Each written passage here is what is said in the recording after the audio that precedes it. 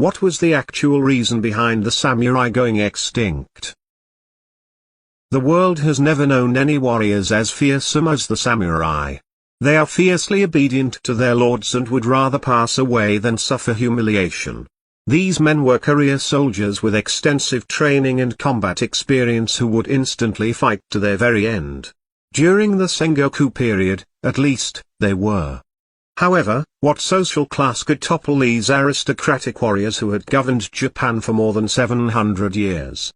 They were still a strong and formidable social class. Slowly, and as a result of other smaller changes that transformed feudal Japan into a more modern nation, the samurai's decline and fall occurred.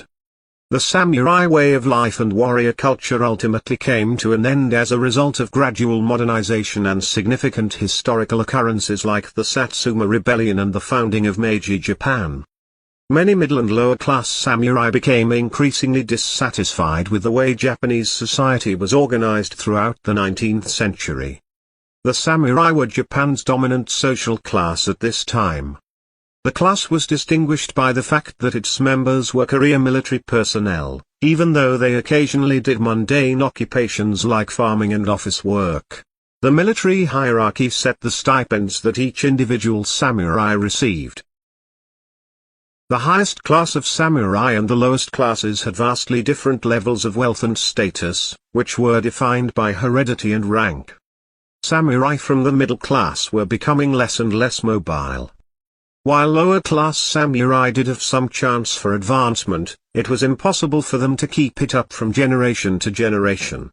In 1853, Commodore Matthew Perry's entry into Edo Bay was the beginning of a chain of events that would forever alter Japan.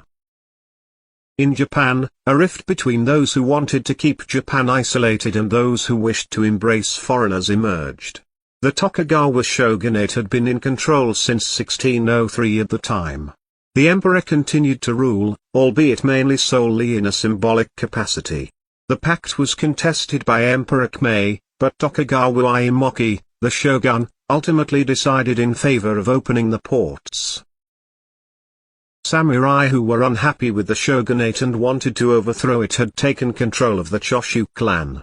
They supported the emperor because they were anti-foreigners. With the intention of repelling foreign invaders, the Choshu clan established military organizations.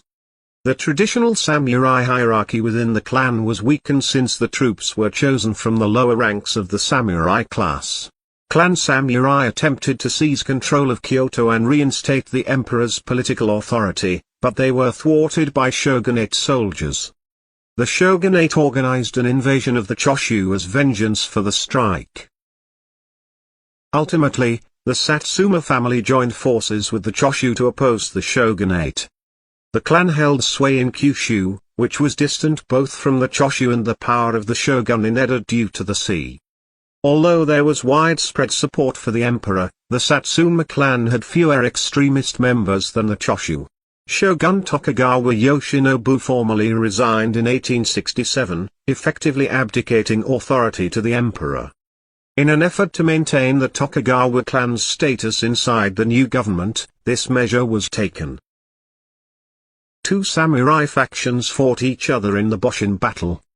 Tokugawa Yoshinobu, the former shogun, effectively decided to renege on his abdication after becoming furious that he and his clan were excluded from the new Meiji administration.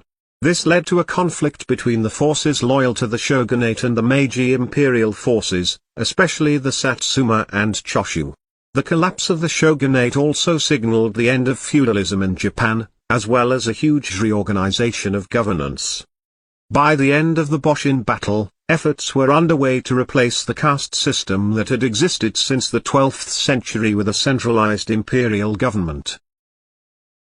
The Meiji government effectively eliminated the samurai military monopoly. Until this moment, samurai forces were directly loyal to their local daimyo. The eradication of the daimyo and their domains necessitated the formation of a national imperial army.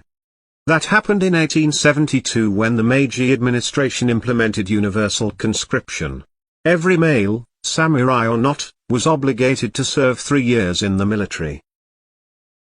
This called into question the samurai class's basic existence. Many of the samurai who had aided in the collapse of the shogunate and restoration of the emperor were now in trouble.